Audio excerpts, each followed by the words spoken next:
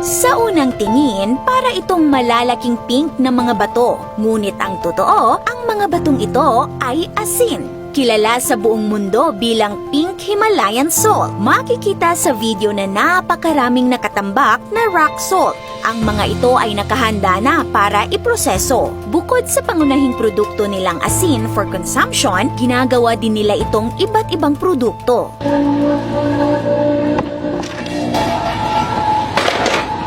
Isa na dito ang sikat na Himalayan salt lamp tulad nito, at ganito nila ito ginawa. Una ay pinuputol nila into smaller pieces. Ang ibang factory ay gumagamit ng wet saw for cleaner cuts at iwas na rin sa alikabok.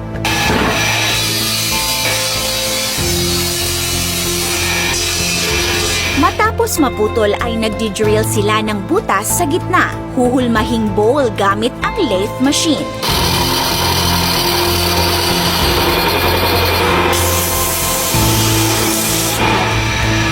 Finally, kakabitan ng base at ilaw.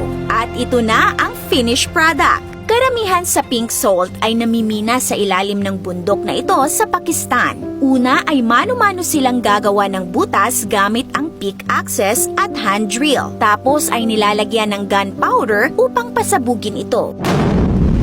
For safety, ay maghihintay sila ng 30 minutes bago lapitan at iloload ang mga pirasong sumabog na rock salt. Hahakuti ng tractor palabas ng bundok ang mga rock salt.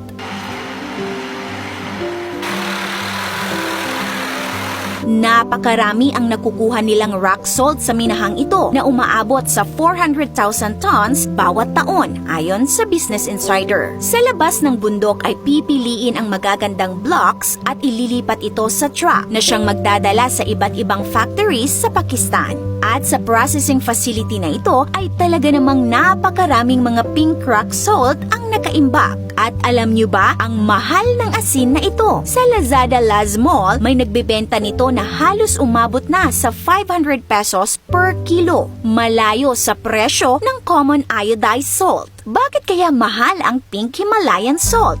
Sa kabila ng pangalan na Himalayan salt ay hindi talaga ito nakukuha sa mga bundok ng Himalayas, pero nakukuha ito sa mga lugar na malapit sa Himalayan Mountain Range. At isa na dito ang Kera Salt Mine na located around 290 kilometers mula sa paa ng Himalayas. Pangalawa sa pinakamalaking salt mine sa mundo, at dito nakukuha ang karamihan sa mga binibentang pink Himalayan salt sa buong mundo. Ang minahang ito ay matatagpuan sa Pakistan, kaya may mga nagsasabi na dapat Pakistan salt ang tawag dito at hindi Himalayan salt. Ginamit lang daw nila ang pangalang Himalayan for marketing purpose dahil alam nilang mas maiinganyo ang mga Westerners kapag may nakalagay na Himalayan. Mahal ang Himalayan salt dahil tumaas ang demand nito in recent years. Mataas ang demand dahil sa hype na dulot ng social media. Nakakaakit din kasi ang kulay nitong pink. Maraming mga influencer na nagsasabing marami daw health benefits ang nakukuha dito. Bukod sa pagkonsume nito, ay ginagamit din ito sa mga spa for therapy or homeopathic remedies. Maganda daw ito for weight loss, anti-aging, pampatulog, nakakatanggal ng mga toxins sa katawan at marami pang iba. Ngunit ayon sa isang nutritionist na si Rhiannon Lambert, ito daw ay mga false claim. Wala pa daw sapat at legit scientific studies na magpapatunay sa mga claim na ito. Kaya payo ng mga eksperto, huwag agad maniwala sa mga content creator o influencer. Make sure na gumawa din kayo ng sarili ninyong research o di kaya'y kumonsulta sa inyong pinagkakatiwalaang doktor upang malaman ninyo kung worth it bang gumamit ng Himalayan salt at makakabuti ba talaga ito sa inyong kalusugan.